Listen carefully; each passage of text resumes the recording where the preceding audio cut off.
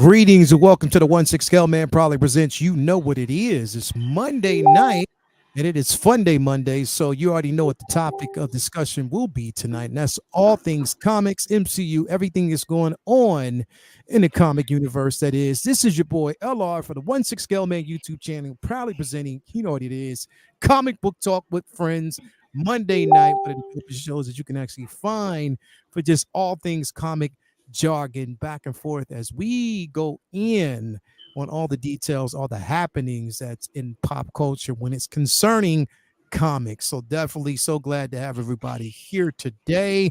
We will be talking about, as far as the artist focus, the late great Tim Sales, of course, who died at the age of 66. Shout out to him. We definitely will be talking about Loki season 2, episode 3, an amazing episode. I cannot wait. This was episode 3, right? Yep, this was episode 3. Sir. Yeah, the third episode, and this thing just keeps that wheel just keeps turning, and they're just giving us quality. So many things to break down, so many things to talk about there that I am so excited about. Can anybody say Boulder the Great? So I can definitely say that. You already know that, bro. Mm-hmm. But anyway, which means eventually you're going to end up seeing him in the MCU. Yeah. I'm telling you that right now. But anyway, yes, we're going to talk about that. And we're going to also talk about this jargon that Kevin Feige is spouting out, that they are going to reboot the MCU, starting with a couple of films coming through. So we're going to talk about that and how it could possibly happen and when it could possibly start, which I believe is going to start sooner than you think. But we're going to actually talk about that in much more. But first, let me introduce the panel of individuals out there, my bros, my cool individuals that always show up and show out every Monday night. What's going on with y'all, man? How y'all doing today? What up? Good, man. Chilling. Happy to be here. Hell yes. Monday night. And this is a good week. Definitely a good week. 2 days into the birthday week. The birthday shuts down on Wednesday. Yes, it 50 is. years old. You already know about that, bro. Like, so straight up, I'm already in birthday mode, bro. Like, my mind is absentee of anything else that's going on besides the simple fact that 50 years around the sun is and slowly approaching, and I'm so happy about that. Half a century, boy. Hell yeah, bro. Hell yeah, I can honestly say that. And the beard can prove it. But anyway, man, what's going on? What's going on with you, Jedi Pimp? What's going on with you, brother? I'm cooling, man. Like I'm enjoying this retirement mode, working on a couple of little projects myself, trying to get some stuff off the ground. And that's it, my man. Enjoying football, bro. Like I love it. Eagles. Hell yeah. Eagles won that yesterday. So go Birds. They did their things. As you know, besides the simple fact that my team got their ass whooped, which they do, every year. It is what it is, but still we'll have our day in the sun.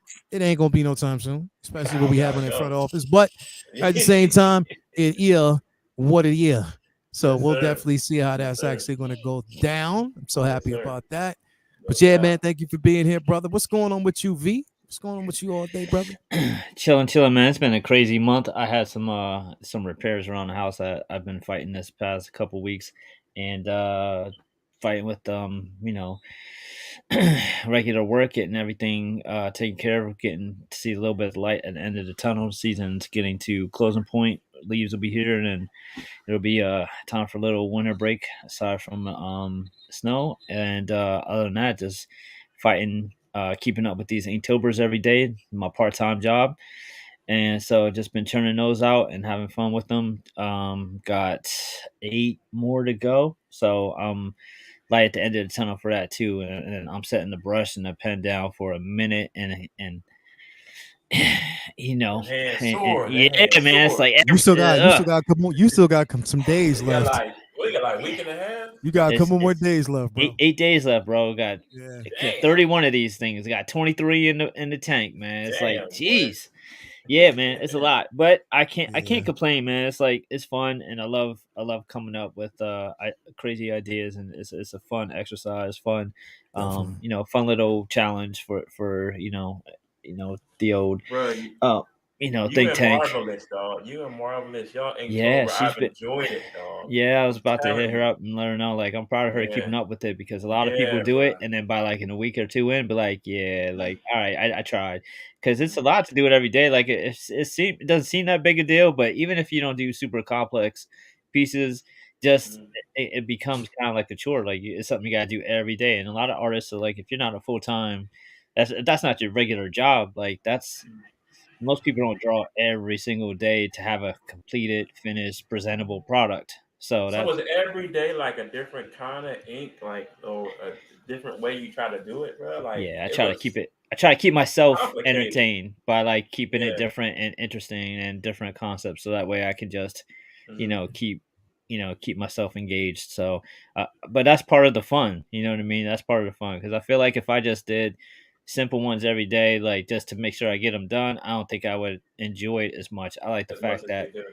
yeah, I'd rather be behind and have pieces I'm proud of. You know what I mean? Than on schedule. So, but yeah, it's fun. It's like because the deadline just pushes you to like stay motivated, stay on top of it. So it's fun. But yeah, so about 8 more to go, and then yeah, I'm Dude. ready to be over though. Hell yeah, bro. Man, them hands You got hurting, it. boy. You got it, though, bro. But so glad to have you here. Happy to be here, man. There's a lot to talk about. I can't wait to get into Loki, and I've Yeah, I've I've a lot that I want to hear what y'all got to say, and I have a lot to chime in myself about this reboot yeah, news. It's very, I don't know. I feel like it should be a bigger deal, but I feel like it's going to be a big deal one way or the other soon. yeah. Mm. Definitely, it definitely will be. Now, before we actually get in there, I want to introduce, say what's up to the chat, everybody that's out there. Make sure that while you're in here, while you're coming on in, you hit that like button, subscribe. If you haven't already, hit that like button. Come on, man. We got Renz Talentino in the building. Thank you for being here. We got Amber May in the building as well. Thank you Yo, for yo. being here. We got Latoya T in the building. Thank you for being here, baby. We got Brick Artemis in here. We got Tijuana Mike is in the building. Thank you for being here. Aaron collects. What's up, brother? How you doing here? We got Swoosh 616. Let's see who is it. Renz Talentino as always, and a few more that are going to stop in. But before we actually do this, I got a little bone to pick, right? So we're gonna pick this bone. We're gonna air out this bone live. So in Pause. case y'all don't know, every year there is an event, right? There's an event that we attend. It is called, again, it's the Horathon.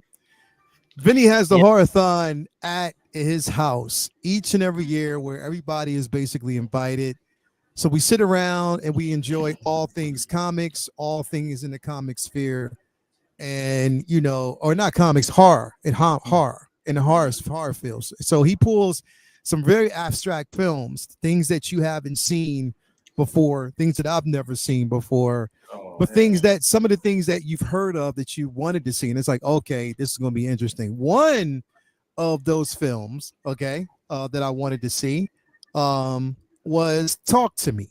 Mm. Now, this film again, Oh, A24. I gotta This see that. film was actually shot in Adelaide, in Australia. Now, anybody who's familiar with Australia, I lived in Australia for like 12 years. Mm, Adelaide is definitely a very interesting place. In general, Australia is a beautiful place. mm, But again, out in Adelaide, you are bound to see a kangaroo, crossing street every now and then at night, stuff like that. yeah. Also, very interesting concepts. Again, like they're really laid back, carefree individuals. Mm, This movie was artistically creative at best. The lead actress was phenomenal. I think the cast that they actually put in here was completely phenomenal. mm. However, I hadn't seen the film. Jay, I'm talking to you right now. So Jay, I hadn't seen Oh the hell. film. You saw the film, right? Nah, I don't even want to go Okay. near that. 'Cause that shit's Okay. scary. So you don't mind me spoiling it for you then, right? Nah, I don't even care, Okay. bro. So I'm not going to spoil it too much for you, and I don't want to spoil it for everybody out there. So I would much rather you basically see it to believe it. Um, and I also blame this on Amber May too because she's a culprit. She was there Oh at the man. same time. Oh man. So and obviously she's seen the film. That was new to her too. Oh, so that was new to her too. So maybe it didn't bother her as much as it bothered me. So check it out. Jay, it wasn't the simple fact that it was scary because there were certain scenes that were some jump scares, but it was just more so the story. It was a thriller. It wasn't really like a scary type of thing, but it was more of a thriller, the understanding of the actual film. Okay. But Jay, I have a phobia, bro.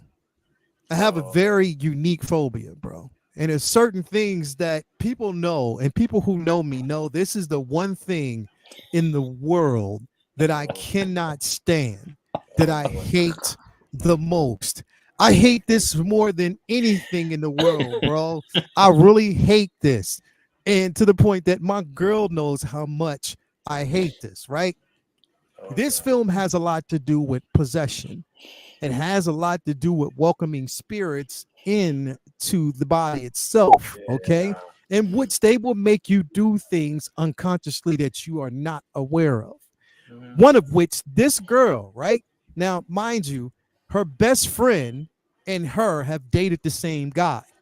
Now, her best friend is now with the guy, but there's something that happens. I don't want to really spill the beans on the film. I would much rather you happen. But this one particular film involves both of them going back to her home.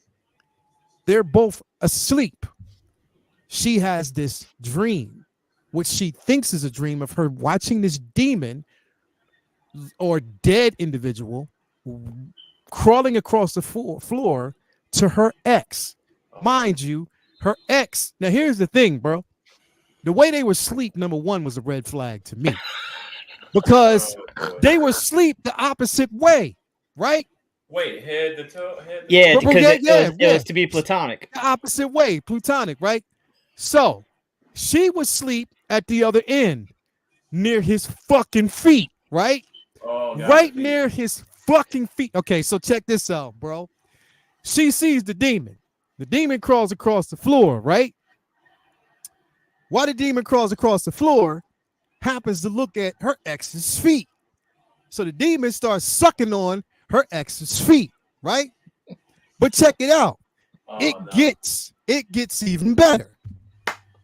Now, what she thinks is a dream is really not a dream. It's her who's possessed. She wakes up, or he wakes up to look down to see this son bitch sucking on his fucking feet, bro. And I'm not talking about just a toe.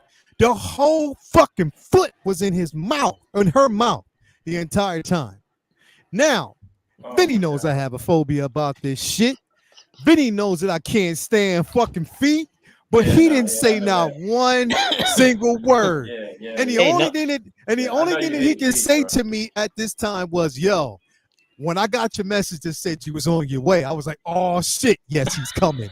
I can't wait for him to see this film. Which means the motherfucker saw this scene and knew that she was gonna suck on his damn feet. Oh my god. And I had to watch the scene. I couldn't have got past the whole. As soon as I would have saw them laying the opposite way, I'd have turned it off. Yeah, nah. I like scary movies, bro. I like horror films. You know what I'm saying? But this one right here, just from the trailer, I was turned off. Like, nah, not gonna see that. But Jay, you're missing the point. The point of this, bro. Bro, the point. I can't watch something like that. The fucking point was the fucking feet, bro. Like it could have been any other scene, bro. I have never cringed the entire time, and I'm looking around to see if anybody is feeling my pain, and they're engaged. They're not. They're super engaged. Even Toya, who was sitting right next to me, was super engaged. And you know what she turned around to me and said, "Brother, what's that? I hope you're making some pointers. I hope you get some pointers." The fuck? Ain't no such thing as pointers, bro. And I'm looking over there at Vinny, and Vinny's laughing his ass off, bro. He is sitting over there laughing his ass off the entire time, bro. The entire time. And I'm like, yo, is nobody else saying anything about this, bro? So my enjoyment and anticipation to watch this film went from here to down here as soon as I saw her sucking on his damn feet. Yeah, no. Now I look at her and I can see a foot in her mouth. Oh man. Nah, I can't do it. Bro. The Mm-mm. agony of defeat. Yeah, nah. Literally, nah, Bro. bro. Yo, it was Nah. a perfect layout movie. I mean, they was from Nah. Australia. They was sucking toes, Mm, mm, man. mm. I honestly, I couldn't tell you, man. You know how I feel about spoilers. I couldn't tell you. Fucking toe. Ugh. I couldn't tell you. Look, I'm Uh. sorry. That should give me a headache. Nah. Anyway, Nah, bro. moving on from this. Mm-mm. Again, everybody out there, yeah, I hope you enjoyed watching that film. If you haven't received it Uh, already, it's called Talk to Me. It is a very good film. Don't get me toe, wrong. toe to me. It's a good film. Mm, But yeah, nah. feet shit. Yeah, it Yeah. kind of took me out. Anyway, we're going to kind of get into this. And the first thing that we're Hell going to no. actually tackle here, again, Foot. is Foot yeah, we're toe. going Mm, to. nah, bro. Hell no, bro. You already know. So, what I want to actually get into is the late and great Tim Sells. One of now, here's the thing, Benny. I was thinking about this when I was again thinking about Tim Sells' work, and I was like, okay, I hit you up. I was like, yo, have we talked about this before? And we didn't. Like, we haven't really I talked try to about go it. through your page, and it's really hard to. Yeah, You can't really single out our shows yeah, and just Mm, to go through the thumbnails to see. yeah, So at some point we're gonna have to like catalog because we've been doing this for a minute, and it's gonna be eventually we're gonna forget if we did somebody already like yeah, inadvertently. But I'm yeah. almost positive that we haven't. nah, we never did No, him. we I know never we talked. talked. I know we talked about him passing, but I don't think Yeah, we ever did yeah. him as a feature artist. Nah, Yeah, bro. The guy, this dude, the way he drew Superman and Batman, bro, like, bro. Yeah. I love his depiction of Superman and Batman yeah, when he bro. was doing the DC stuff. So I think we He's talked about him when he passed away, but now we didn't really get into his work. Yeah, he's definitely a phenomenal artist, bro. Definitely, phenomenal. But here's the thing, bro. When I was looking at it, and he's impressive, bro. But Vinny, it didn't dawn on me, bro, that honestly, you and Tim Sells sort of have like this parallel eye for art in the way you do art. Almost Okay. the damn. When I look at his art and I look at yours, it's the approach. Different, but the approach to Okay. it. So whereas you have a tendency to make the character your own, Mm. it doesn't look like anything else. Mm-hmm. It Mm-hmm. doesn't mimic anyone else's piece. The Yeah. approach is to take a character and how the character is basically drawn and how everybody else perceive the character, and more so you're focusing on the character itself, but the interpretation is based on how you see it. Mhm. It's Mm-hmm. not how to mimic someone else. It's easy to I think it's easier for anybody to mimic. Yeah. You can Yeah. mimic somebody's work, Yeah. but to come up with your own interpretation should be just as Mm-hmm. easy. But we see that in this day and age, not too many people can do that. You feel Yeah. me? I Like, not appreciate too that. many people have the ability to do it. It Mhm. has to make it, it has to be your own unique take on art. And it's like there's only a few artists. I mean, there's not a few, there's a lot of artists that make it their own when we're talking about the style. Mm. Like, you make your art your own. You have a Renz Talentino that makes his art his Mm-hmm. own individual style where the color pops with the background. Yeah. Right. But Yeah. it's like your interpretation and approach on art. What you did again with that Moon Knight shit was fucking phenomenal. I can't say enough Bro. that I think that is my all-time favorite piece. Mm-hmm. I Like, appreciate it. literally what you've done with that. But I think, and when I was looking at Tim Sells' pieces, I'm like, yo, like, it is almost, and I'll give you an example. One of the big examples that stuck out was this one right here. Yeah. Oh Do man. you understand what I'm going with it? Yeah. Like, as Yeah. if you Yeah. look Yeah. at the art, you Yeah. look at Spider-Man, right? Now, Mm-hmm. the imagery, the focus should be on what you see between the, juxtaposition of Peter Parker and Spider-Man. Elongated But head. your eyes automatically go to how the background is telling the story and the imagery Mm-hmm. and how everything blends. So that's why I'm saying, like, you both have a similar almost approach, even though your Mm, styles are different. You feel me? Mm-hmm. absolutely. Definitely, Tim's strength is that he has a very, very recognizable style, and Mm-hmm. it.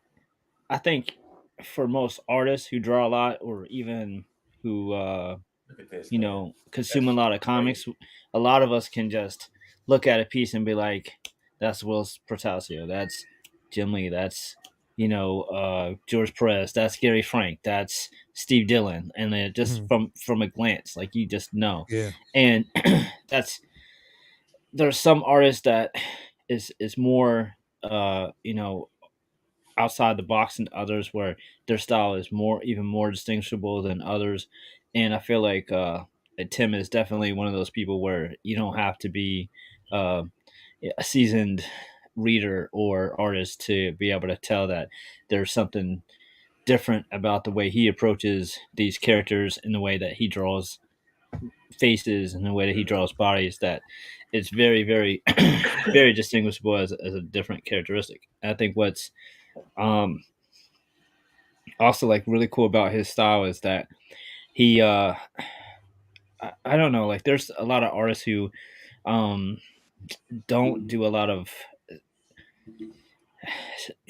sequential books and don't do a lot of comics that are like on regular series. They'll just do features. Like Alex Ross isn't going to do a lot of you know long comic book runs on any comic. He's mostly going to be a cover artist, and Yeah. there's very few comics where he's doing the interiors.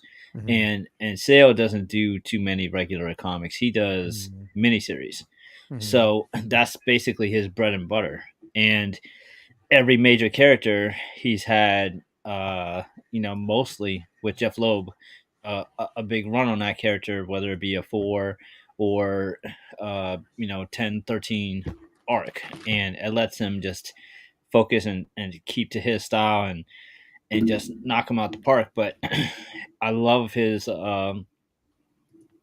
resume. I mean, Daredevil Yellow, Spider Man Blue, like Mm-hmm. Hulk Gray, Batman Long Halloween, Batman Dark Victory, Mm-hmm. the Batman um, I series love that he that. did between Dark Victory and Long Halloween From Halloween. are right behind Frank Miller, with most borrowed from um, elements in the films. I mean, the Joker burning that pile of money is straight out of the Tim Sale's like splash pages. Like that's his shit. Mm-hmm. Long Halloween was heavily borrowed from for Pattinson's Batman film. There's so much that they've used in those films from Long Halloween and Dark Victory. And Long Halloween gets more credit, but Dark Victory is amazing also. A lot of the mafia stuff is from those books too that they use. The mafia book and mafia backdrop in those books are heavily, borrowed from with the films. And then you have just iconic work for the Daredevil runs that he did with Jeff too. Spider-Man one wasn't as I don't think that was as went over as well, but I dug it. I believe For All Seasons was him too, right? Superman For All Yeah. Seasons was him Yeah. too. Mhm. Mhm. Yep. And that was like what was cool about that one, and was like that was like iconic Smallville farm boy Kent without Mm-hmm. without him being drawn like Christopher Reeves, which I love Gary Frank's take on that with his miniseries, but it was like Tim bringing that back to that era, and he has that um, Alex Ross um, like intention on simplifying the characters to what they're most known for. Yeah. Like a lot of artists will come on a book, and a lot of writers and artists will come on a book and try to progress the character and make it different, make it theirs, and not artistically, but try to like reinvent or add some kind of twist to the character Yeah. to make it special. Whereas a lot of their stories are more like they want a classic feel, like kind of like how Alex loves drawing um, all Justice League, and Marvel characters, kind of like how they look like in Silver Age. Mm. That's kind of the feel that Tim Sale goes for a lot with his style too. He likes the old school feel, and I just love his shit, man. And his stuff is so, like you said, it's so distinguishable. It's so like, oh, that's a Tim Sale piece. It's Yeah. just amazing. And then for those that don't know, like one of the greatest, uh, one of the greatest could have beens of all time was this little show called Heroes, which Oh had Yes. man, one of the yeah. best first seasons of television Yep. ever. I had And that. Yeah. in it, the art style was heavily influenced by Tim Sale's work, Tim and then Sales. you had an artist who was drawing future visions, and it was Mm-hmm. Tim Sale's art. And like you Hmm. had an artist on the show, and when Mm-hmm. they would show what he drew, it was Tim Sale's work. Mm-hmm. Hmm. So he was heavily influenced behind. And then I think they did like a Heroes like promotional comic too, and Tim drew that. And of course, season two like fell to shit because of the writer strike back then, and it never really Mm-hmm. recovered. Mm-hmm. But but the show was amazing, and I feel like a That's lot my of that boy right was there. Tim's Yes, yes. inspiration and collaboration. But Mm-hmm. yeah, he's the man. He's up there with the greats. His style is so incredible, dynamic, and I mean, I've always loved his work, and I just love how uh, what's really interesting about his work is there's some artists that you can uh, read their comics almost without words because Mm-hmm. his storytelling is so strong that it's like if he wasn't a comic book artist, he would have been a storyboard artist. Like their comics read like films. Like you could flip through Long Halloween and you like even without any narration or word balloons, you could almost feel like you know exactly what's happening just Yeah, from the art, and that's not always easy to do. So shout out Tim Sale, he is very missed. definitely, bro. And I want to pull this up real quick because again, I want to do a comparison. So, Jay, so we're looking at this piece right here, bro. Right. Uh-huh. Uh-huh. So we see this right now. The detail, the attention to detail to the background. This is great, right? Yeah, no doubt. But so is this. Oh my Thank you, man. I God. appreciate it. That listen, You see what I mean, bro? Like listen, bro. the The way he attention drew this, to the background is fucking phenomenal. I And said that's just a Vinny. lot of detailed things that people Mm-mm-mm. probably wouldn't pay attention to. No, Mhm. no, But when no. you're just looking at it, and Mm-mm. something like this is not easy. No, It's No, no, not no. easy at all. I said Vinny was up all night with that one, bro. Like no. That was that's multiple up all crazy, nights. That was a big part of one of my winter breaks, man. I was man. kicking myself for like having an idea. I was like, why? You could have just thought this would be a good idea and then not did it. That one is so dope, man. Dude, Thank you, for man. I'm a sure, fan of man. yours too, brother. Definitely a fan, bro.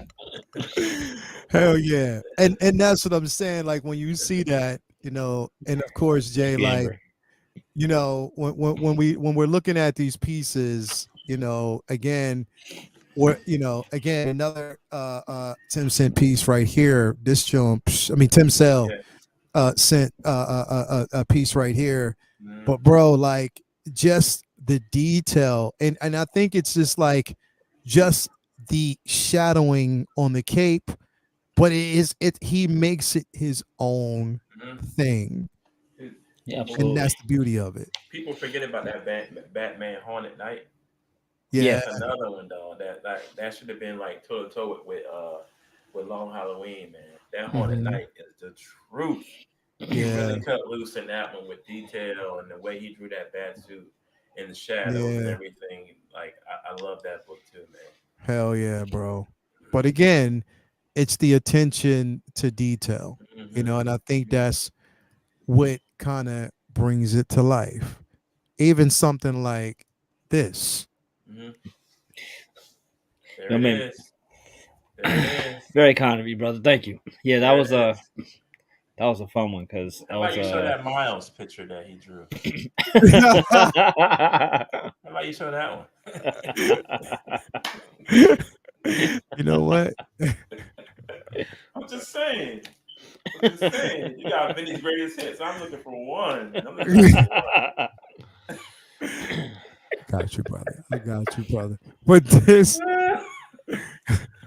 Oh, this definitely, that's fire, bro. Like it it's just, is. It is. It dude. is. You get lost in the background. I mean, Superman is there. I love it. But just the way he drew that picture, bro. I'm trying to follow that whole building to the bottom of where it, like, yo, that's Mhm. so dope, man. Yeah. Absolutely. Like again, it's all the line work is always important, Yeah, but it's crazy. It's the most crazy. important thing is as an artist, you're tasked with making everything your own. You know what I mean? Hmm. You're tasked with really making everything your own. You're Yeah. making it, you know what I mean? Like it has to come from you, particularly. You know what I mean? It Hmm. has to be one of those things where you're looking at it like, yeah, I want to make this mine. You know what I mean? I want this idea to pop. Like even, but that's what I'm saying. Like V, when you look at this, like, I mean, come on, man. Yeah. It's like I It's like, where did I simplicity at look? its best. Right. Where did I look? Where did I look? Where do you look? Are you Or looking at Spider Man. Mary Jane? Right. Right. Or are you Right. looking at Spidey? Hmm. You know what I Yeah. mean? It's the he simplicity breaks of a these lot of pieces. he breaks a lot of focal point rules, I love that, man. Yeah. and I don't know. Like I think a lot of people don't quite notice that, but a lot of his pieces he has like there's like certain rules that artists have as far as when you're taught um you know in school about your rule of thirds and your focal points and where the eye draws to, and a lot of times he'll do stuff that kind of laps in the face of that, and like that's a perfect example of that because you have two different focal points in this piece, and that's okay. It works, Yeah. still works, and Yeah. some rules are made to be broken.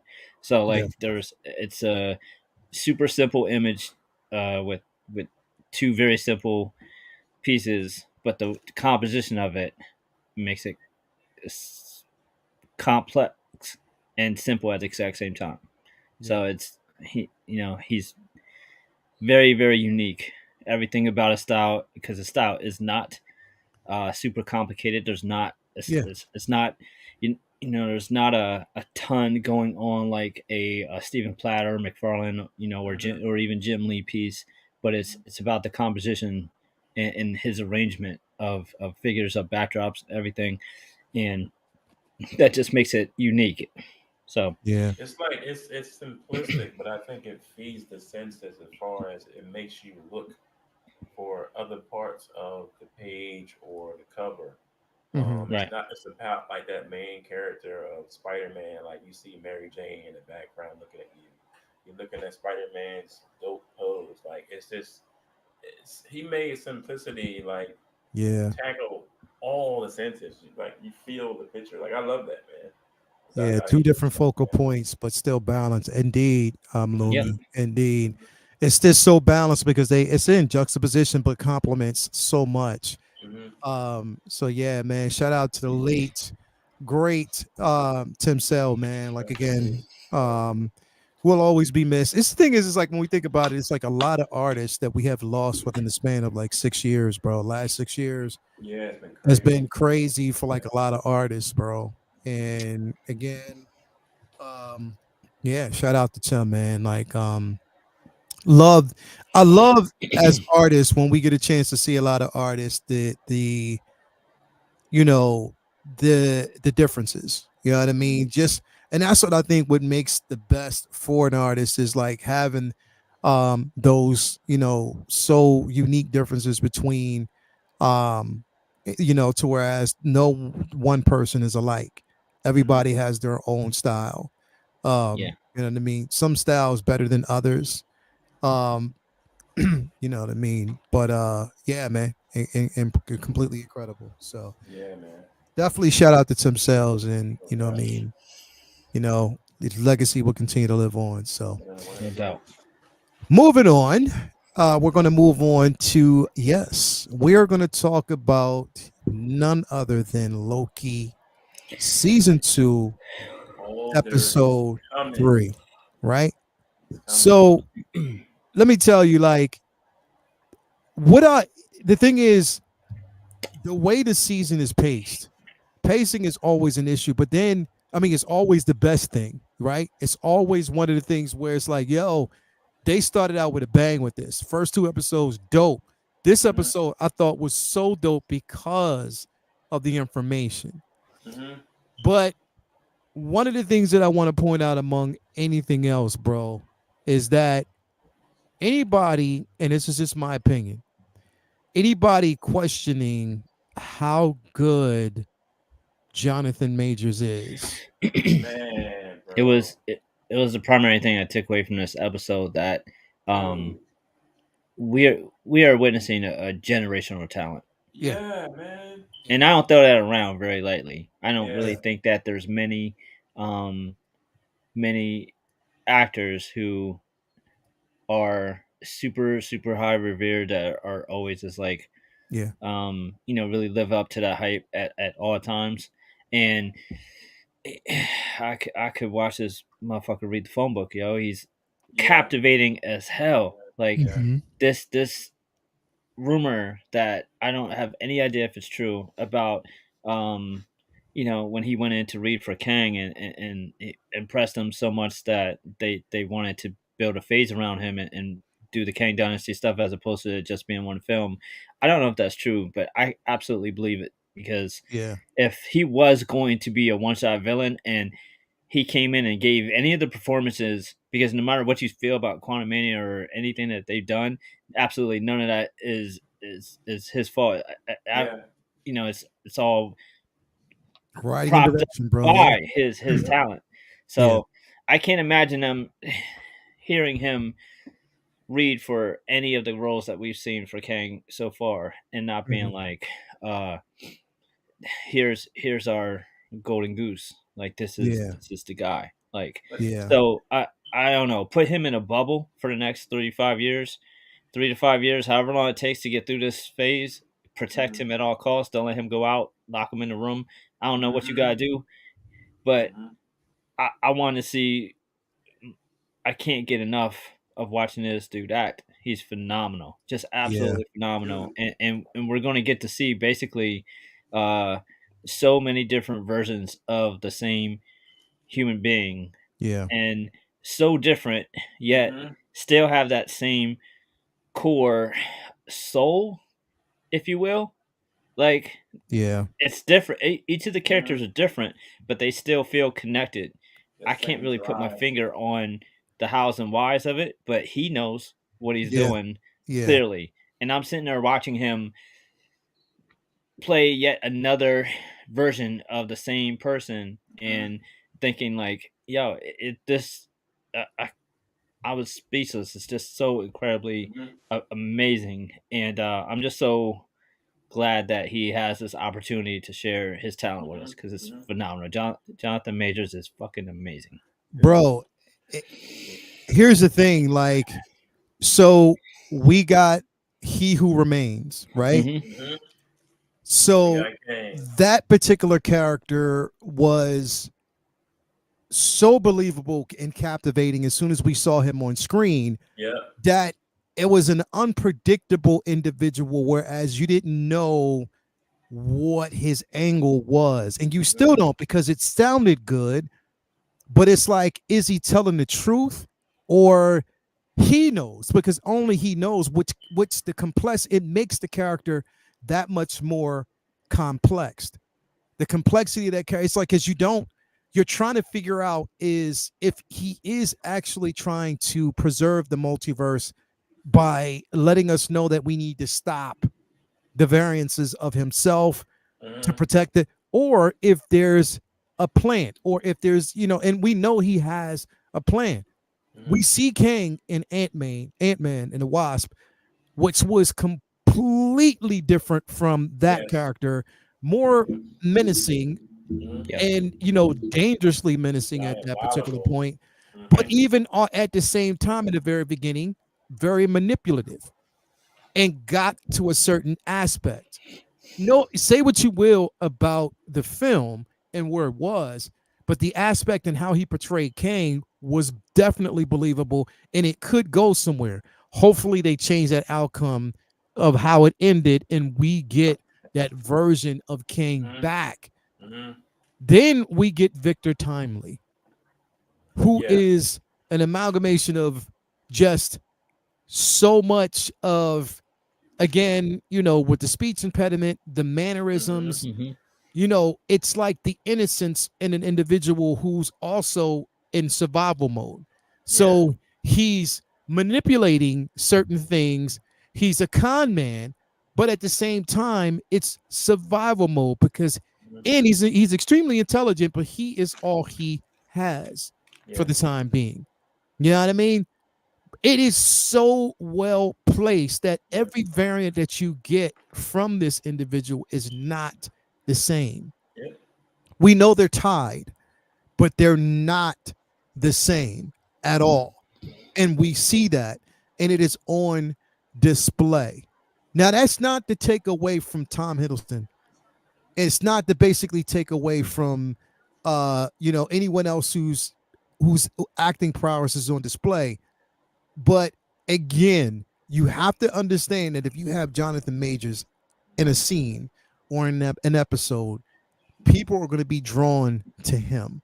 That's Mm-hmm. just the way. And I think the way they do these episodes is because that's what they want you to believe. Yes. They want you to know that the attention is to be on him because you have to understand and follow him.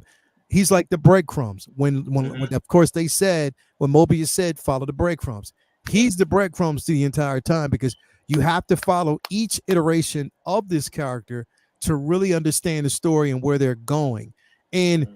this season so far, as complex as it may be, could be the thing that saves the MCU. Also, which we'll get into later on, Mm-hmm. this could be the start of the reboot. Mm-hmm. Mm-hmm. Honestly, it could be. I mean, This it's the guy. beginning. It was basically the beginning of the multiverse itself, Yeah, Yeah. because the one he who remains dying is the only reason why all the stuff in the multiverse is even possible, because Mm-hmm. those possibilities wouldn't have, you know, there's so much came from him dying. Like Doctor Strange's spell shouldn't have been able to be broken so easily. It's yeah, because multiverse. Doctor Strange didn't even know multiverse existed outside of the different, mirror realm and shit like that. That didn't happen before because Timely had stopped it. It's amazing, and I really think that it also is even pushed even further by like Loki being scared of him. Loki's Mm-hmm. not scared of anybody but Hulk, pretty much, and like Yeah. he's so full of himself. So for somebody that self-absorbed to be telling the basically not just Owen Wilson but the viewer, like no, this dude is dangerous. Like Mm-hmm. we need like he's a problem. We have to worry about him. It's reigniting that that purpose for the viewer to get them back on a track of being interested and caring about how big a deal it is for him to be the main guy going in yeah, further with this Kang dynasty. yeah, Mm-hmm. definitely, bro. And I love the simple fact that, again, we're getting, when we think about it, like now we are honestly discovering more even about, Miss Minutes, her ties Yeah. to him, also She's a her ties to Renslayer. yeah. So the biggest thing is that we know that at the end of the episode, they were talking about how she knows a secret about Renslayer. And it almost led me to believe when I was watching this, like, now we know in the books that She's his Renslayer girlfriend.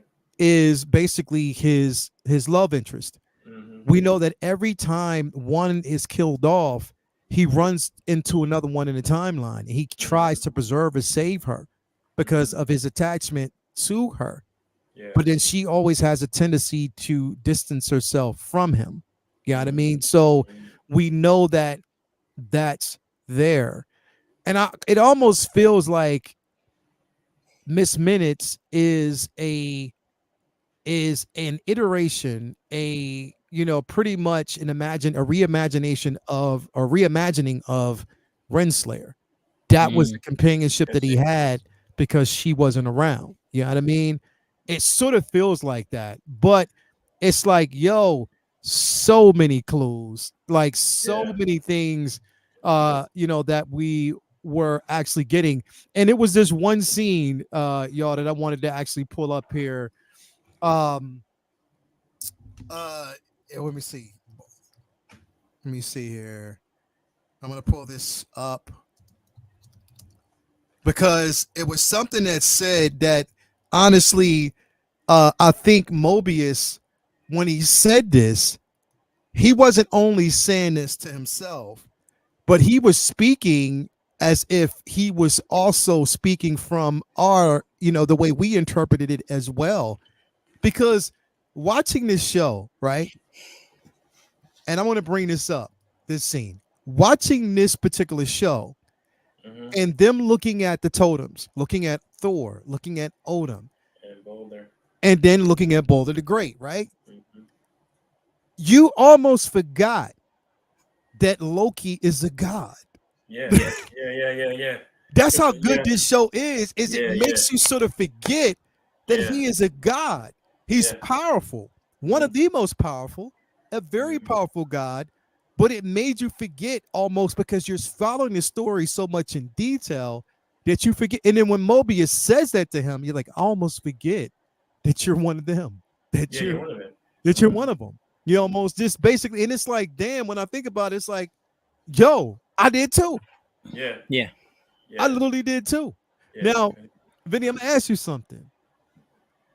Do you think that this is a sign that possibly in the MCU's future we could see Boulder? I don't know, man. They had last season we got the frog, and I didn't Yeah. that didn't make me think that they were going to use him in the future. You know what I mean? True. We also got a beta Ray abilities, and Ragnarok. I think it was more of a nod to Thor heads, like just a wink wink nudge nudge. I don't know. It's possible. I would at this point, the people that got writing the Thor movies think everybody wanted to see Hercules. Well, this may be a timeline where Loki don't even exist. You know what I mean? Like, Boulder. so That's true. I don't. The problem is, it's like the writers on Loki are very tuned in to a lot of comic book culture and what but the writers on Thor are on their own wavelength. So if that payoff is going to be on a Loki show, maybe, but I wouldn't expect to see it like maybe on Thor. So I don't have much faith in them really going where we would like to see them going in any future Thor. Thor movies are so up in the air. I don't know what to expect. So at this point, I don't think it means anything more than just Easter egg for us. Well, they're saying they want to do a more serious version of Thor for this next one. So hopefully, if we do get one, it'll be without all the jokes and all the BS. I don't trust it, bro. I don't trust it. Yeah, I'm just hoping for the best. Maybe with some kind of reboot or something, some kind of light reboot or something, we'll figure it out. They'll figure it out. Yeah, very interesting. Definitely an interesting retrospect when it comes to it. But I think thus far, what this show is doing is it's sort of like saying, okay, you've been wanting us to tie this multiverse together. You've been wanting us to present, certain aspects of the multiverse that you didn't understand and you thought that were lost and that we would never kind of come back to complete. Like we Yeah. would never, you know what I mean? But I think what they're doing right now so far is kind of touching on that aspect. They're going back to the drawing board in a sense, and saying, okay, if we're going to move forward with this, we have to do it through Loki. We definitely have to do it through Loki. We have to use this as a vehicle to do so. Um, yeah, the word boulder was cut from Multiverse of Madness. Yeah, definitely, man. What is this? Eliza Gonzalez might be cast as Wonder Woman. Oh man, please. I mean, not a. We'll. You know what? Yeah. We'll definitely talk about that next week, man, because Come that is something on, we talked bro. about. I know. Yeah, it's kind of crazy how Loki has had a better character building journey than Thor. Yeah, bro, Yep, uh, yep, yep, bro, yep, bro. yep. That's I because feel of who like they had in that's charge of these movies, bro. Like, it's come on, they turned him into a joke. Yeah, He's a joke now, bro. Like, I hate that, dog.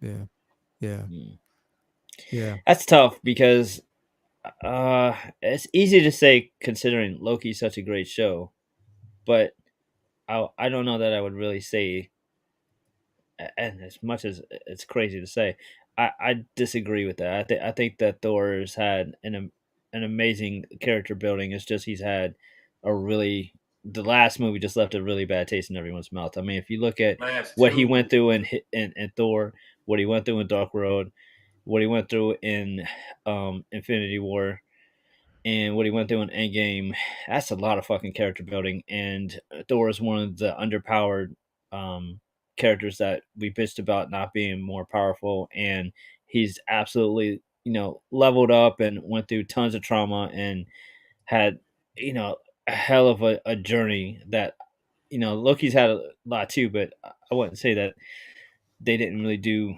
a lot with Thor. It's just he's had fucking shitty ass uh, shitty ass movie that we just left off with. I feel like if Thor Love and Thunder was a better film, it would Nerf, be much better retrospect for Thor in that respect of how they've nerf. done his journey because Thor's been through a hell of a lot.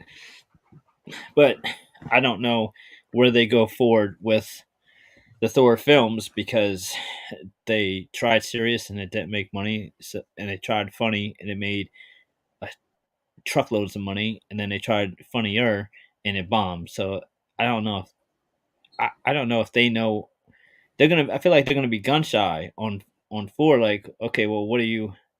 I mean, on five, because like, all right, well, what do y'all want? It's tough because even Chris Hemsworth himself was like, I'm so glad I get to be funny because it just didn't. It wasn't really me being so serious all the time. So when we did Ragnarok, he had so much fun and it was felt natural to him. And then that was the line he was telling. And then when Love and Thunder bombed, he was just like, Yep. "Yeah, I didn't see why it had to be so funny." It's like, motherfucker, you were just saying that You were you right there wanted to with be it, funny. bro. Like, make up your mind. You can't wait till the movie bombs and be like, "Yeah, I told him not to make so many jokes." Nah, if it had made $1 billion and everyone loved it, you would have had no problem. Yeah, yeah. That's definitely what it was. Is you can't Because you all the slapstick in that was how he's been acting. I think that I think he liked doing that. I think he just realized that it didn't work. it So didn't work. he's I think so. I think now he's just like, all right, well then, well shit, we'll switch it up. Like, what do y'all want? Yeah, It's a very very slippery slope with Thor because it's a very very serious comic character in the comics, and they decided to like put their spin on it, make it funnier, and it worked for one film, and then they just pushed it too hard. So I don't know. Hopefully, a lot of that is Feige just not being there to tell uh, YTD like, all right, can we reel this back a little bit? And we're seeing that now, possibly with him stepping in with Daredevil. Maybe he now, I don't know, starts making more time to micromanage some of these films the way he did during the first three phases. yeah. And I think again when it comes to Thor's arc, when it comes to Thor's, it I think one of the biggest things with that character, again, like I said, it hit a serious roadblock with well, actually, you know what? I think it even started before Love and Thunder. I think when a character was when we should have, heeded the warning is Mm, when we saw him in What If, in the interpretation that they gave us in What If. Yeah. That's when the warning should have been, heated. It's just like, yo, hold up, wait, what? It was one of the worst episodes that I actually seen in that season. I mean, that season of What If.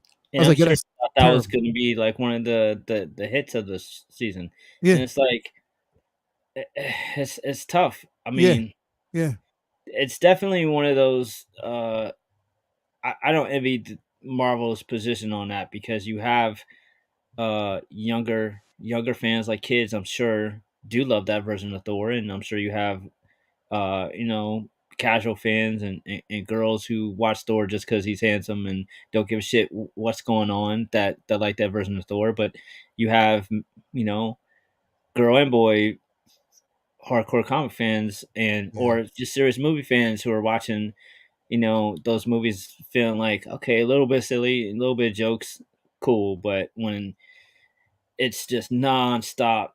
Let's get a joke in every single beat throughout the whole film, no matter how serious what's going on is. Like, yeah, somebody's dying of cancer, but where can we fit in a joke here? yeah, It gets too much. yeah, So all the stuff that Loki is setting up for potential future Thor shit is like God knows what of it will actually get in a future film because how much of stuff like Greek mythology is taken out to make room for yeah, jokes. It go like how much more God butchering we would have got if they didn't have to do the goat screaming every 5 seconds. yeah. Yeah, Mm. it's crazy, bro. Like the possibilities. And here's the thing. I mean, it's not I don't want to it's not like it's too late. It's never too late for the character. Yeah, you know what I mean? No, It's never too late to go back and rewrite the character the way we think it it should be. You know what I mean? And in the way not what it always I try to stray away from what I want to see. But I want to say what they can what's right. They can do what's right and what's fair for the character, especially if you want longevity. Because right now you're just it's like it becomes a pigeonhole that character into a goofball, and that's all yeah, people would see. You know what I mean? So if you keep him in that space, then how can you take him seriously going forward? Like you started off good, but I did have some reservations, even though I liked, Love and Thunder. I mean, Ragnarok. I did have some reservations about it. You know what I mean? I just yep, couldn't take him as serious as I wanted to. Even when we got to, Endgame, I I had some reservations. I'm sorry. Like, yes, they took the character in a different direction. Yes, at the very end, we saw a badass version of him.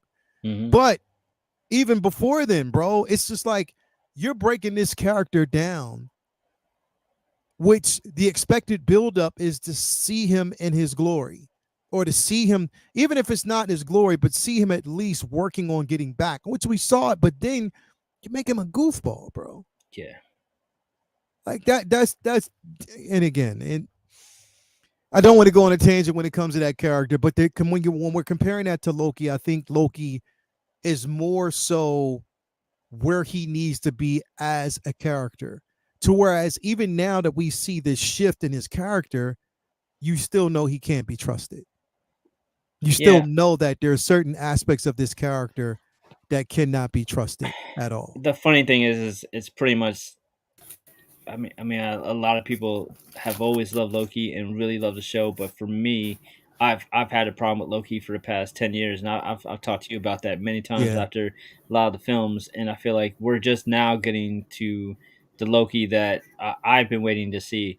But even this Loki is more the Loki that I've wanted to see from a power set, you yeah, know, you know, situation, but it's still not crazy insane sorcerer Loki from the comics. So yeah, we're there's a lot of compromising that we're doing for Thor and Loki in general in the MCU, and I'm just, for most part rolling with the punches. I know none of these characters are ever going to be exactly 1-1 with the comics. If the show on a whole, if what they change works and it makes for a good overall presentation, great. Which is why even a powered up Thor that is now pretty much close to where he should be power wise doesn't work in Love and Thunder because the film on a whole was poor, and why a Loki that isn't maybe mentally the same person that we know from the comics, it works here because the show is better. So it just goes to show, like, it's not always about how accurate their powers or origins or their presentation is. Sometimes the show can save or hurt a lot of that presentation too. So what we're seeing here is just a show that's just incredibly well done, and we're seeing Loki's powers finally come closer to his 616 powers, Yeah. and it's just a great performance by his version of what a Loki could or should be, and and it's explained too. Like, again, this isn't fucking 616 because the old man Loki from last season, He was a that's Loki. beast. That's Yeah, Loki. yeah. That's it's not remake Loki. That's Loki. Yeah. Yeah. You know what I mean? Like, Well, so we're getting the show, we only in the third episode. I just Yeah. maybe by near the end we'll get to see him really OD on his powers, man. I think Yeah, I yeah. think really I think what's really interesting about his powers is last season it was like all he was still able to do was tricks and shit, and like this season now he's able to like use his powers offensively. Like he's able to shoot fireballs. He's able to create constructs, like almost like Green Lantern and shit like that. I think what's very, very interesting though, Jay, is when he's doing that shit, it's not like, oh wow, I didn't know I could do that. It's like he's just doing it like he's always done it. Like he didn't. It doesn't feel like, oh shit. It's not like Superman, flying for the first time and like, oh shit, I can fly. It's him just using his powers almost like organically, like he's had it this whole time, which makes it so interesting to me because it almost feels like everything he's done with his powers is way more dangerous than he's done before. And it feels like when he's actually pissed, we've only seen him use his powers like this on regular people. So when he fights a super hero or super villain and is trying to actually hurt them, what the fuck are we gonna see when he really lets loose? Like, I can't wait to see that. Like, imagine this Loki fighting Hera or somebody or Thor or whoever, or Kang who's powered up. Like, that's what's going to be very interesting because this Loki has been just using offensive parlor tricks. You know what I mean? Like, it's still not trying to really hurt nobody, but they're constructs that absolutely could be used more in an offensive way. Like, I mean, that's what I've always wanted to see. Not just like, oh, you stabbed me, but I'm over here now. Haha. Like, that's not Loki, man. That's this part. That's this little bit of it. But you go ahead, I think before the season is out, though, I think we're going to get a little bit of that, man. Like, I feel like we're definitely going to see him. We're going to get some of that. But you know what? I think here's the beauty of it as well, because the beauty of last season and what we saw in the last two episodes was we did get so what I loved about the last couple of episodes of last season was we got a chance to see, and even Loki himself got a chance to see what he could be at the fullest potential. He said, I think I'm more powerful than I ever knew. Exactly. Like so, because when you basically look at the classic version of Loki and how powerful he was, I mean, he built an entire city out of constructs. You know what I mean? Definitely that's, again, he's seeing how powerful he could actually be. And I think that along with his story, he is discovering that if he changes his mindset, because a lot of it was jealousy, a lot of it was trying to prove to himself that he was something. So if he actually, again, right now, he is discovering his purpose. This was always his purpose. It's just that he's discovering that. And the more he discovers his purpose, the more powerful he is. But I think even last season, even seeing all the other Loki, that was a wake-up call to him too, man. Because even after that episode where before they met, He Who Remains, he saw all the other versions of himself. And he was like, damn, okay, well, I guess I got to get my shit together because I see, that's exactly how it felt, bro. Yeah, right. He was like, wait, you saying I could do that? Right. You built that. Like, he was shot at old man Loki, the way he watched him go out like that. Yeah. The way if Glorious you look at the purpose. episode again, right? If you look at the episode again, and the way he went out, Loki was kind of like Yeah. proud, and then he was like, "Damn, I can okay, do I that. guess I can do that. I All can right." I can actually do that. And he Like I'm actually that changed good.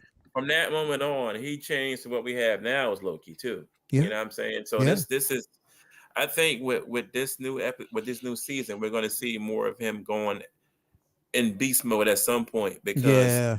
the first season he was on a chain for like what 4 episodes. He had the Yeah. collar, he couldn't do shit. Yeah. You know what I'm saying? So we didn't really see anything until near the end. So now with this new episode, I mean this new season, I think at some point we're going to see him like really let loose, bro. Bro, he could eventually end up controlling the TVA. Yeah, Like that's what I literally. think is going to end up happening He could too. literally end up controlling, and Yeah. from what they're basically saying, which we'll get there, because Mm-hmm. Vinny, I don't want to think this is a spoiler. Okay. It's just ideas. Mm-hmm. And that's because I want to bounce from this to this, right? So I want to bring this in because again, this is where we kind of get into the whole reboot. Oh Because my thing is with this right here, what they're saying, the possibility of what could happen, and this is all speculation, Vinny. It's not like this is going to happen. It's all speculation, right? So how they're viewing this is that the Time Variance Authority could go into different, the TVA could basically go into different timelines and pluck heroes out, saving them from those timelines, pulling them in. Now, if they're doing it, you could see a different version of Carol Danvers. Can we get You could T'Challa? see a different version of T'Challa. Bang. You can see a different version where they pluck these heroes from these timelines to save them and bring them into our timeline. Now, if they do that, I think that this Loki itself is the segue into doing so, because we know we're going from Loki, we're going to see the Marvels next, but then we're also, there's going to be a hiatus. People have to understand it's going to definitely be a hiatus for a while for these films because the actor strike is not over yet. They're still negotiating or trying to find a way.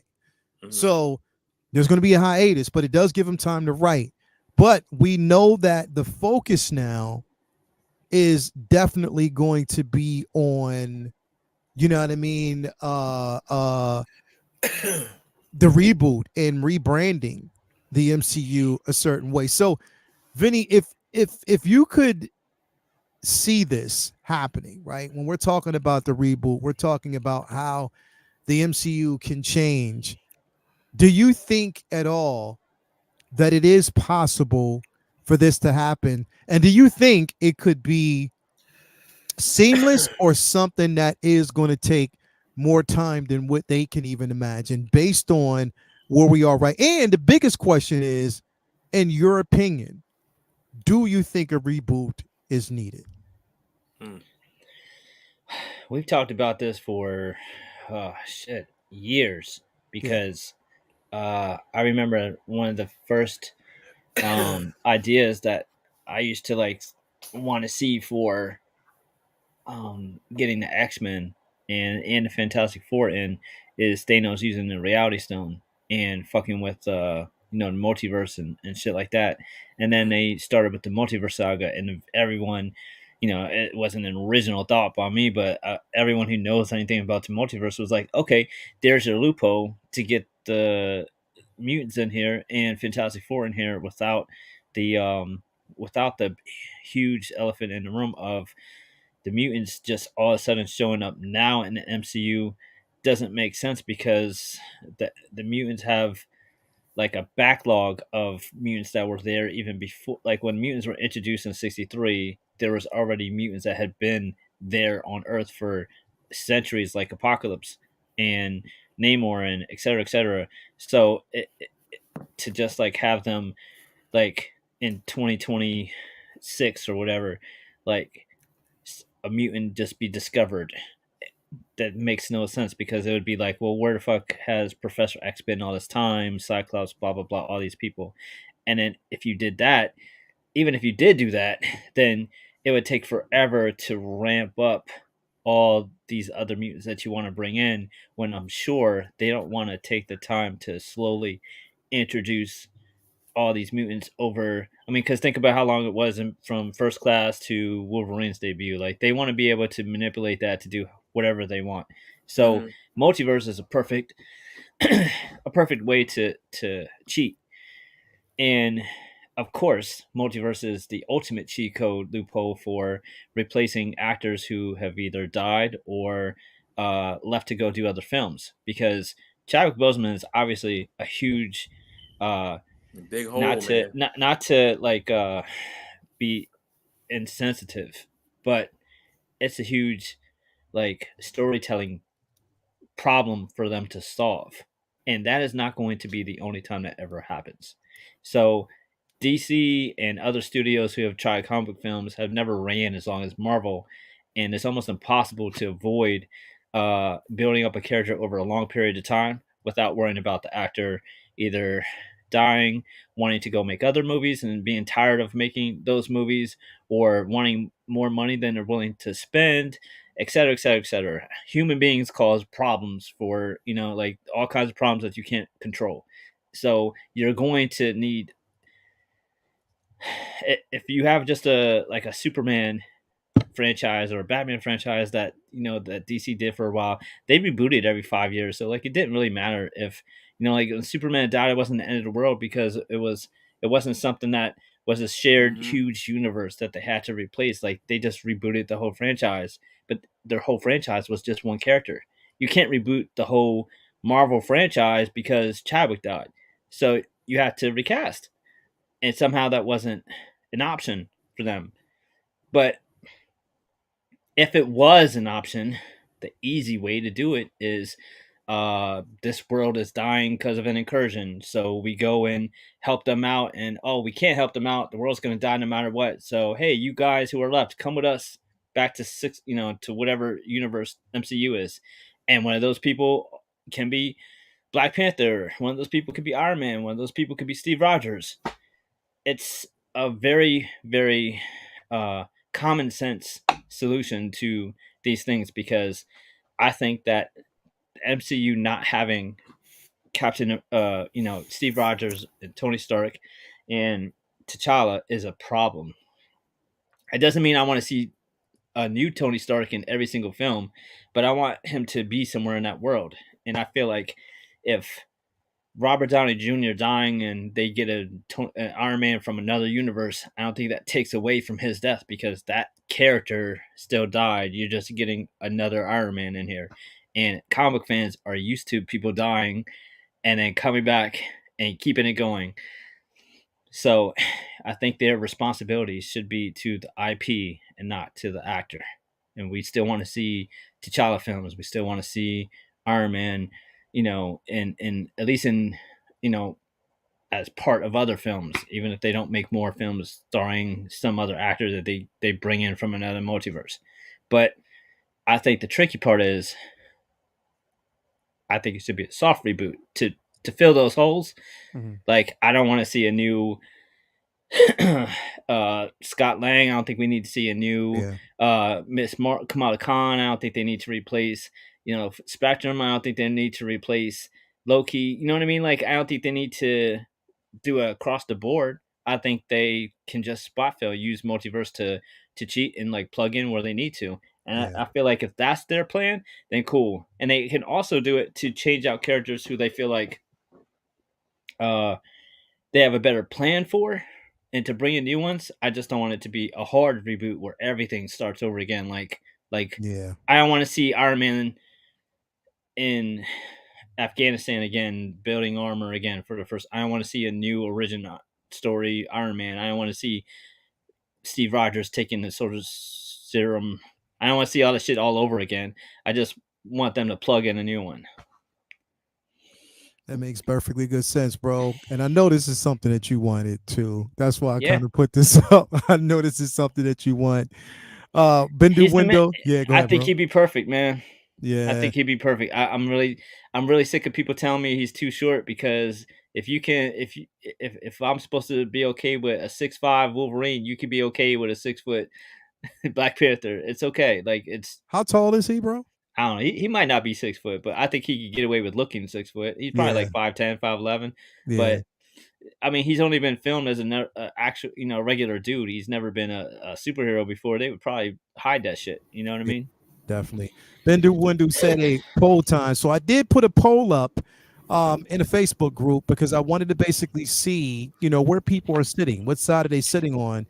Do they think the MCU should be rebooted? Right now, it is sitting at a fresh 50-50. Yeah, I don't think So so. you have some people who said it should be rebooted, and you have some people that say it shouldn't be rebooted. So, Jason, you said it shouldn't be rebooted. They haven't learned from watching the shit that's going on with DC. Like, are you serious? You guys have been the flagship for years now. Look at DC. Look what's going on in DC, and think about what you're doing first. Like reboot. Come on, man. Just look next door at DC. Yeah, They're a house divided. They're a castle caving in. Like, and I love DC, but it's just like I'm at the reality of, Oh, it is what it is. so they Wonder did Man. cancel Wonder Man? What? That's what I heard too. He would be perfect as T'Challa. So, as T'Challa. but here's the thing: it's like making that transition from him as T'Challa or him from as Black Mantis. So we have yet to see how he's going to portray the character of Black Mantis, and he can do it. Nobody's saying he could can do it. bro. But what if they go? So okay, so we have him. But what if they go with a younger version? If they were to go to a younger version of T'Challa? Why? This guy's what, 30, 32? Yeah, but He's what if not they old. try to? What if they try to? No. So I know one of the other names that was thrown in the pile was the dude who plays in Snow. Is it Snowfall? Yeah. Snowfall. They were talking about him. Oh, he's as African well. anyway. Yeah, he could do it. Yeah, so they were basically talking about him as well. Yeah. So again, it's the possibility. Damson Idris. Damson Idris. Yeah, he can definitely play it. Yeah. So he can definitely play it. Who knows? But so Jay, you err on the side that you feel as though it would be a mistake based on what's happening with DC and what they've done. I think it matters. Like, what does he mean by reboot? Like, if we're talking across the board, everybody knew, like, new Shang-Chi, new Moon Knight, new everybody. I don't think that something tells me that's not what they mean. I think that he means that we reboot it where, like, we get to just play with the chess piece and just the pieces that we have. So what if a soft reboot? Soft reboot, bro. What if they did a soft Okay, so with that basically being said, though, so let me ask you this question: if they did a soft reboot, and you say that you don't want to reboot, what would you do if they basically brought back a Robert Downey Jr.? What would you do if they brought back a Chris Evans? What would you do if they basically brought back, Scarlett Johansson as the Black Widow? What if they did that? I wouldn't like. But you could do that without the reboot because you got the multiverse. So you don't have to even do a reboot. You can cheat with the multiverse and do that. That's wide open right there. So, go ahead, Vinny. What were you gonna say? I feel like having Iron Man back is like you're getting you're getting the IP back, but bringing Robert Downey Jr. back is taken away from his death. I don't think having the character back with another Tony Stark takes it away. Well, he had an AI in the comic books. He had an AI. As much as I love Chris Evans, Captain America, I mean, I feel I've always been Cap is my guy. Like, he's been incredible, but I feel like it would take away how hard they worked for that payoff at Endgame, just to bring him back. I would rather they cast like my man who was in whatchamacallit, Reacher. Cast the dude who played Reacher to be Captain America or somebody like that. Oh, the kid from when they're done when they're done and that's after they get done, having Sam Wilson's run. Like, let Sam Wilson do it for a couple, 2-3 movies. Let him have a trilogy, and then give it to the Reacher kid, something like that. But bring Chris Evans back. It kind of takes away what they did there. Even if it's Chris Evans, Steve Rogers from another multiverse. You know what I mean? I feel like that might take away from it. But a soft reboot makes sense. Like you said, like look at DC. But let's say hypothetically, God forbid, like something happened to Henry Cavill and like he had to go. Like if he passed or if he just didn't want to be Superman anymore. And Ben Affleck, like he chose not to be Batman anymore. We know, trust me, I know. But like he's not going to be Batman anymore. Now, if they chose to just replace those two actors and then just keep the Justice League rolling with the other ones there instead of playing all the games that they're playing, I feel like that would have been a cool soft People would reboot have been idea more satisfied. that would have made sense and would have pleased the Snyderverse fans and the new Gunverse fans, because that would have been like best of both worlds. Here's some of the ideas that they set up and worked so hard to build, and then but we're gonna switch it up and we're gonna have this new Batman be like with the Bat family, and we're gonna have this Superman like with the different kind of look, and then we're just going to soft reboot it where we're gonna have the same actors playing Wonder Woman or Aquaman, whatever, but it ain't necessarily the same stories as we were already doing here. Like that would be cool. I think that would make sense. And because the DCU story world wasn't really super set in stone as like iconic, they don't have like you don't have that attachment to it if they even restarted the stories without telling the origins, but like switch some shit up, that'd been fine. I feel like they could do the same thing here with the multiverse. Plug in pieces where they have problems and just keep it moving without having to work so hard to write around. Like if they have a story where they want Iron Man. Hey, Nathan, I agree with that. I fully support the Sam Wilson cap. Yes, we're saying down the line. They need to rock with this hard because he needs his time in the sun. I want a trilogy of these movies at least. I'm saying down the line, eventually I want to see Steve Rogers again from another multiverse. Well, I want to see him. I want to see Steve. I'm a big Cap fan too. Like on Marvel side, like my top 3 was always Spider-Man, Cap, and Wolverine. You know what I'm saying? Yeah. But I would love to see maybe in the 3rd movie of Sam Wilson's Cap, him and Steve together again in a buddy movie would be dope, bro. Like I think that they need to do that with Evans and oh my God, I forget his name all the time, man. Sam Wilson Cap at some point, bro, to have them two together from the comics. I have posters on the wall right now with them two on the wall right now together in the comic book poster. With Cap, both the Caps. And then that'd be dope. That would be a dope ending, like a Captain America 3 with Sam Wilson's Cap together with him and Steve. See, and here's the thing, Bendu, and here's one of the biggest things is I'm afraid that Mahershala Ali is going to age out. I don't want him to age out. I don't even think he's going to age out. I think he's going to get frustrated and be like, you know what? Y'all weren't ready for me, so y'all wasting my time. Right. Bro, at this point, it's been 5 they're years. wasting his time. At this point, they're wasting his time. Imagine if they told you, you hire for Blade, and 5 years later, they don't even have a script for you. They don't have a script for you yet. You threw the other one out. Like, come on, bro. Like, Blade, if there was no Blade, there would be no Marvel MCU right now. And this is quoted from Stan Lee himself. If there was Wesley Snipes' Blade was not there would be no MCU right now. Ironically, the Blade movie that propped all this up could never happen in today's MCU because it's too violent. Mm-hmm. Right. It's too they would nerf it down. But it's like, bro, that was your catalyst for this whole MCU train that we're on right now.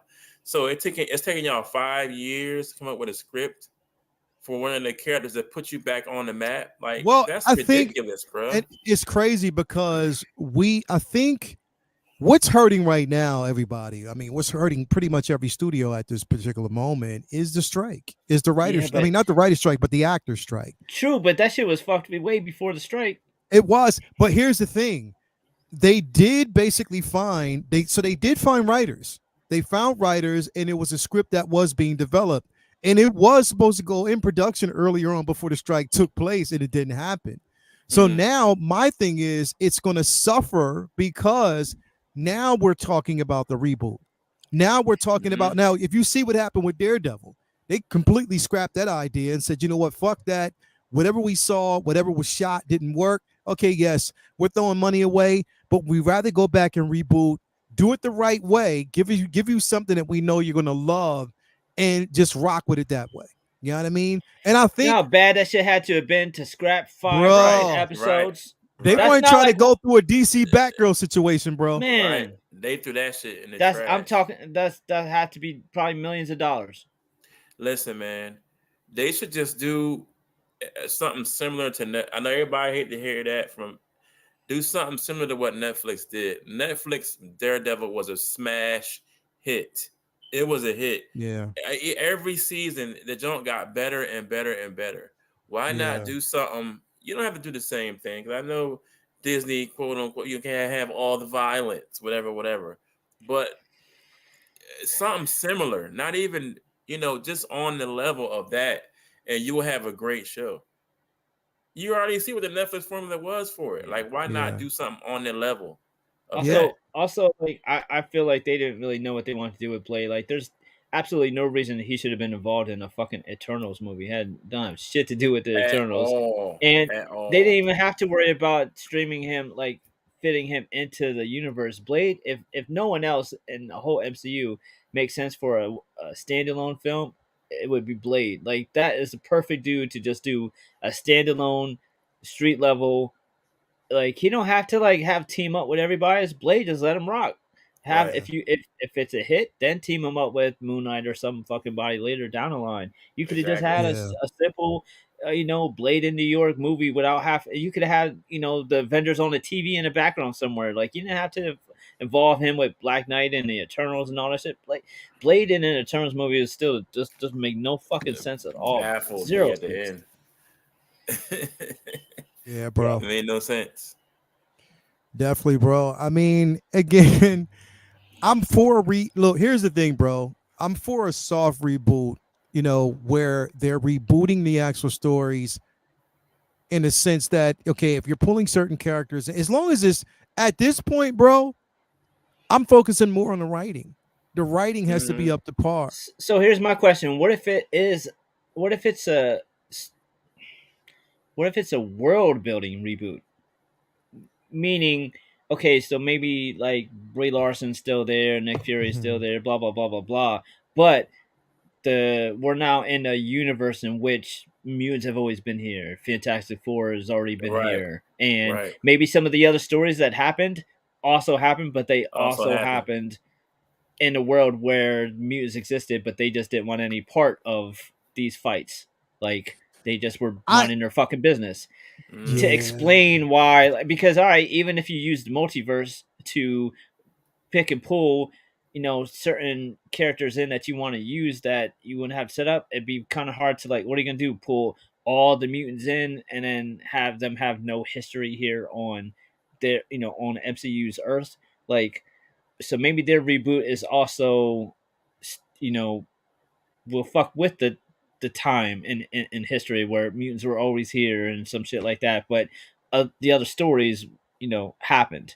Because I don't know, like, if you're gonna reboot it, but yet the blip didn't take place and all that shit, that kind of takes away a lot of what you already did and already Yeah. set up. It solves a lot of problems, but it creates a bunch of new ones along the way. It does. And here's the thing, bro. Like, I, with me, it's kind of a hard go because I don't necessarily. I still err in a space where I just don't want anything to do. I don't want the X-Men to have anything to do with the Avengers at this point, bro. Like, I just don't. Like, I because there's so much richness to be told in just that IP itself. Have it Hmm. separate. There's so many ideas. There's so many things that in their own pocketed universe they can tell stories. Just like they But basically did, Well, even with the what they Eternals. almost but always do, which is very Yeah, frustrating. It's going to be but very difficult but for them with to have that, the true. restraint to tell X-Men stories without feeling like they got to have right? a crossover with fucking Rocket. Yeah, because True. Marvel sees the money. They see the money. So why wouldn't they try to have Wolverine and Spider-Man together? You know how much money that would make with have Wolverine and Spider-Man in the same We're getting you, bro, but we're just getting pieces of We're you, movie just bro. kidding. Yeah, on the we're We're trying to getting mad pieces lib. of what you're saying. Like, We're mad or libs in the you're shit out of coming this in and at combo, out. some but yeah, we point, getting it. Yeah, we like get you. like Yeah, bro. Tell them. Tell them. Rocket, Yep. Raccoon, Uh huh. and Yep. freaking Yep. Yep. Yep. Yep. Yep. Yep. uh Uh huh. uh Tell them. uh Uh. Quicksilver Quicksilver uh, or something crazy Bad like boy. that. uh-huh. Bad boy for life. Take that, take that. Like Uh, they want to uh-huh, they want the uh-huh, money. uh-huh. They don't really Yep. care Uh-huh. about Tell him. us anymore. Talk to him. Yep. Yep. So Uh-huh.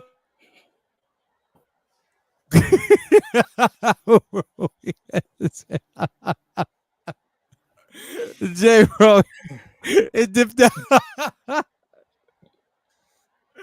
Yo, Remix. remix another one. Yo, Jay, shout out to Jay, bro. Take that. Take that. Man, he's just in a space where spotty internet is just all through Florida, bro. Like any house, it doesn't matter where he goes. It's just gonna be spotty as fuck. But that's Jay. That's definitely Jay. Anyway, like I said, there's so many ways that we can go. Everybody out there, we got my man. What is it? Let me just bring this in real quick. Next, match not Lael one. I think it's pretty obvious that the Marvel's plan is to just systematically right the ship of current MCU by any means necessary because the sunken cost investment in logistical. Yeah, I believe it. Like I said, they're going to try to rewrite the wrong. It's just how they do it. You know what I mean? It's how they do it, and if it's seamless, it has to be. If it's the obvious, then it's going to be definitely a difficult task. But if it's seamless, and I think honestly, where they're going with and now here's the thing, like you know, Vinny, I always say this. I don't want this to be a situation whereas we're praising the Loki show, right? But then the ending just fucks it all up.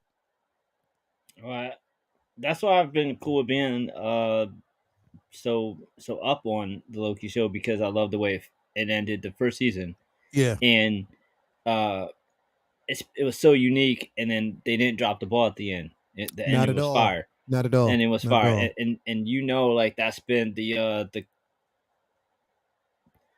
Achilles heel of a lot of these Marvel shows. It's like fire, fire, fire, and it's like, oh shit, we only had so much time. Now we got to wrap this shit up, and so much went on. We got to just rush through and wrap up all these fucking storylines in one episode. And I feel like only a few shows have done that in a powerful way.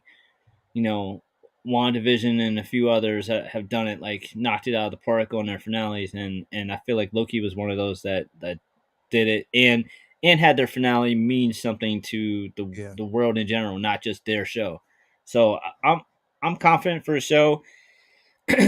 Ironically, Loki is not one of the shows that when it was first announced I was really hype about, but it's been, I don't know. It's been very, very, successful and special and like great writing, and Yeah.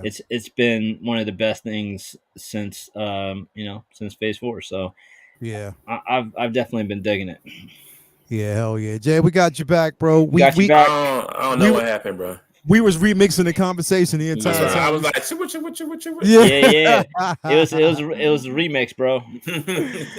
Yeah, definitely, man. But yeah, good conversation tonight, man. A lot of good points, even some good points out there with everybody. Thank you very much for all the game. We just guess it's like a wait and see type of situation. But I can say at least we got Loki, and at least we got something great, something good going forward. And I'm happy to see it.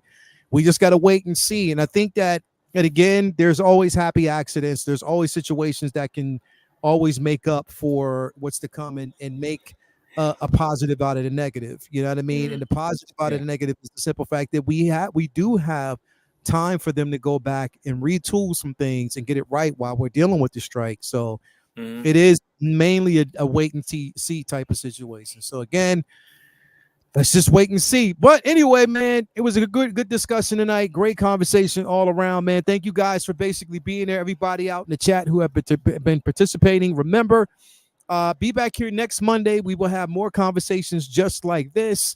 Also, tune in on Wednesday night. It will be my big birthday show for Say What.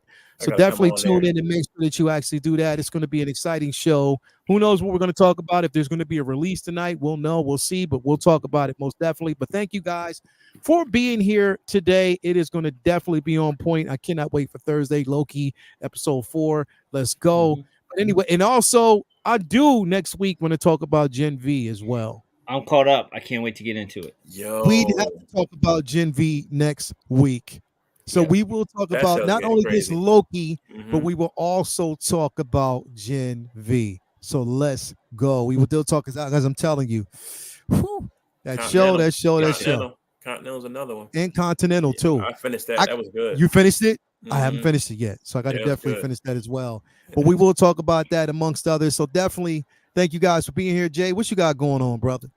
Uh, Coming up, I'm waiting for that RoboCop. Even though I don't like doing reissue thing, but I'm buying a RoboCop, the one with the little jetpack. Mm-hmm. So I got that coming. I have the Iron Man gantry coming. The what's that, like the quarter scale?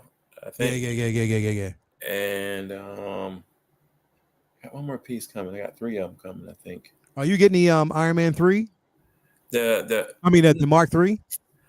I have it, bro. It's right over there. Like See, I don't have it, bro. I have the OG, like, and the Yeah, I OG don't have is it. perfect. And I have the Ironmonger too. So I mean, I don't know, bro. I don't know if I'm gonna get that or not, man. I'm on the fence.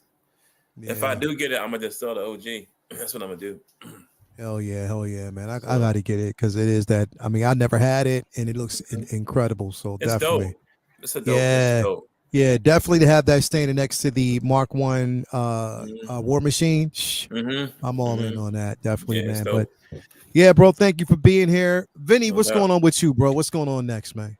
First off, happy early birthday, bro. Appreciate it, bro. Yeah, Yeah, man. Appreciate man. it. 50 in the Happy books, man. early That's crazy. birthday, bro. Yeah, bro. Uh, Appreciate it. I have to finish up these Inktober's. Like I said, I got like 8 left, and then a month is up. And in first weekend of November, the 4th and 5th, I'll be in Atlantic City for J1 Con. So that's a con down there at the at one of the hotels down in Atlantic City. So that should be fun. That's like that's a black owned con. So it's a lot of anime, but a lot of It's hip dope. hop and Word. you know what I mean, like black independent owned characters and stuff like that. And so there's a it's a relatively new con. I think they've only been around for like 4 or 5 years, but I'm excited. It's been a minute since I did one this summer, so I'm hyped to get out there and chop it up with fans and sell some art. Hell So other yeah, than bro. that, excited to talk some Gen V and Loki next week, and yeah, that's We about would it. definitely be here to talk about it, and I can't wait because I'm excited. The show is off the chain. It's incredible. Yeah, Mm-hmm. Yeah, man, it's on point, man. Definitely, bro. Thank you so much, Oaf, my man. Happy early birthday, L Boogie. Thank you so much for that, bro. The one and only 1/6 scale, man. Keep killing it, man. Thank you so much. I definitely do appreciate that. My man, soft reboot carry over most of the younger actors, Sunset older, providing continuity rational for selectivity, reviving its own cameos pre-reboot. That, yeah, I got you, bro. Appreciate that, man. Well, we'll definitely be talking about that. Shout out also to my man Blazing Asian, bro. Shout out to you. Happy earlier birthday, No early. doubt. 29th October. You already know, man. Scorpio's best. Let's go. Definitely, man. So yes, everybody out there, take care. Have a nice rest of your evening, a nice week. I know I will. And we will be back next week to talk. Let's go. Anyway, peace and love to everybody out there, man. And again, support your brick and mortars. You already know what that is, man. But definitely, we'll see you back here next week. Let's go.